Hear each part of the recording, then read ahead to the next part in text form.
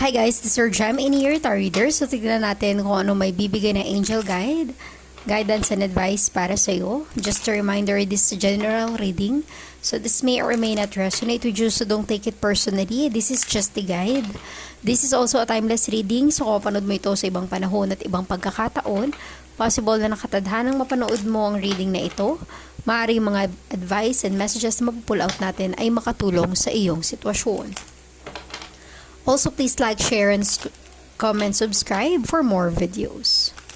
Angel Guide, give me some message, guidance, and advice.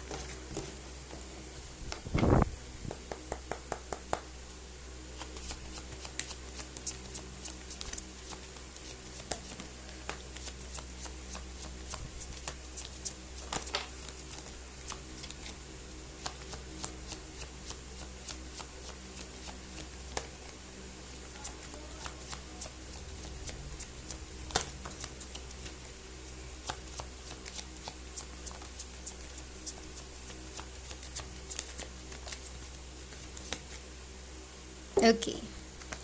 Let us see the guidance and advice para sa iyo.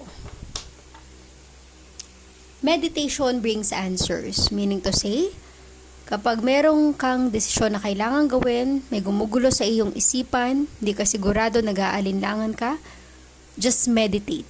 This will bring answers for you. Okay? Your angels will guide you. Be assertive, be confident. Huwag kang panghinaan ng loob, huwag kang mag-doubt sa sarili mong kakayahan. Romance. Para sa iba, okay? Maaaring magkakaroon ng connection with someone or there's a potential na may darating na connection para sa iyo. Okay? Also, romance energy, huwag kang mahiyang ipakita yung pagiging emotional mo or pagiging caring mo sa ibang tao kasi minsan, isa yan sa nakakatulong para maalis yung mga problema nila sa buhay. Don't stop. Okay? Huwag mong pigilan ang sarili mo kung alam mo, kung nafe-feel mo na tama yung ginagawa mo. Kung alam mo na tama yung landas na tinatahak mo. You have success in your energy. Okay? Claim it and take action. Do something in your situation. Kung may mga pinagdadaanan ka sa buhay, may mga problema kang nararanasan, take action, meaning to say, umisip ng solusyon sa problema mo para makarecover ka from that. So resonate as it is. Please like, share, comment, and subscribe for more videos. Thank you.